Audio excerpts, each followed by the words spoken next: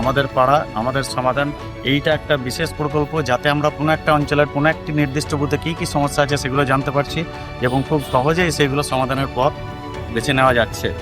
এটাতে আমাদের জনগণ খুব খুশি।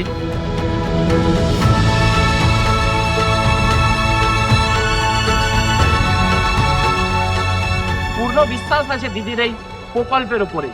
দিদি একাধিক প্রকল্প যেমন বাস্তবতা করেছে, আশা রাখবো আমরা আমাদের পাড়া আমাদের সমাধান এটাও বাস্তব রূপ পাবে।